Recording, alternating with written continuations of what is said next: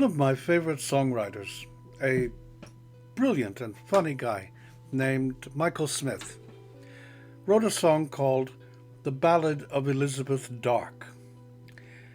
And in it he says, "That was back in the days of the folk music craze and parties to pay for the rent. We all wanted to be existentialists, but none of us knew what it meant." Philosophy has not usually been, throughout history, particularly fashionable. There are some exceptions, some few rare times and places. One of the exceptions was the existentialism craze that swept through Europe and the Americas in the middle of the last century, when its foremost proponent, Jean-Paul Sartre, died in 1980. 5,000 people showed up for his funeral, which is not a lot if you're a rock star, but it's a pretty good turnout for a philosopher.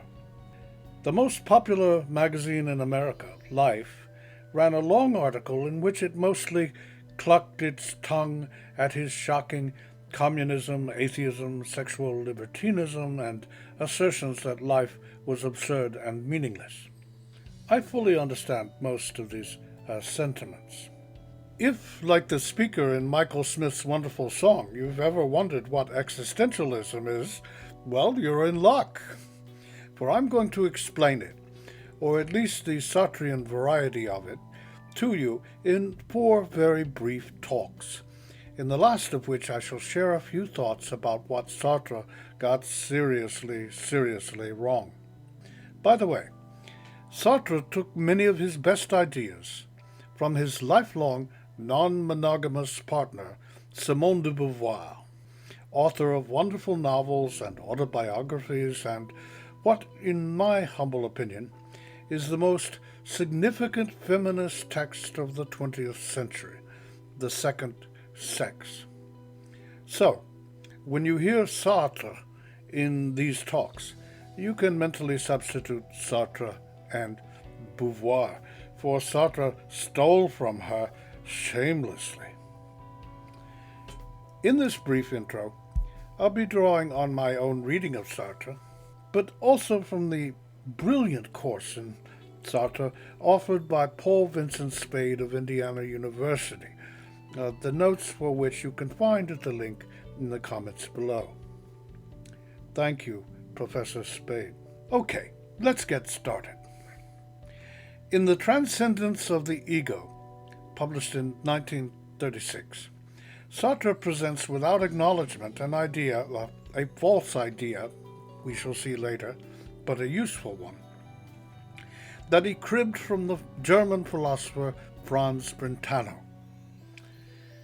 Consciousness is always consciousness of something, of some object or objects, of the melody of an ice cream truck headed to the neighborhood, of the aroma of Lapsang Souchong tea, whatever. The technical term for this aboutness of consciousness is intentionality. That is, an intentional state is one that has an object or a bunch of objects. Sartre's term for a consciousness that is about something is positional consciousness. He distinguishes between 2 types: reflective positional consciousness and non-reflective positional consciousness. Suppose that you're working in a fast food restaurant at rush hour. You are crazy busy, taking orders, bagging fries and burgers, making change. We say of such situations, "I didn't have a moment to think." But of course you were thinking. You were conscious. But it was non-reflective positional consciousness of the order slips, the customers, the fries, the burgers. Or suppose, Sartre says, that you're running after a bus. You're thinking about the bus and catching it, but you aren't thinking about the fact that you're thinking about this. You are entirely focused on catching up to the bus.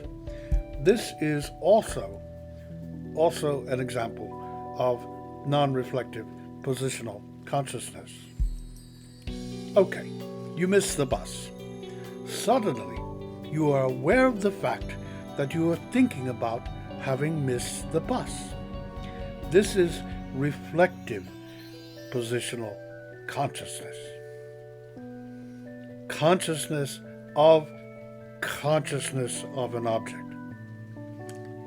Consciousness always has these objects, these contents, according to Brentano and Sartre. They're wrong about this, by the way, as are a lot of contemporary cognitive scientists and philosophers like the late Daniel Dennett. Now, Sartre says, suppose that you strip away all the objects of consciousness. What you are left with, he says, is nothing. Paradoxically, the substrate of your consciousness in and of itself is no object. There is no substrate. There is this nothingness that is no thing. It's this weird non-object, this nothingness at the center of your being.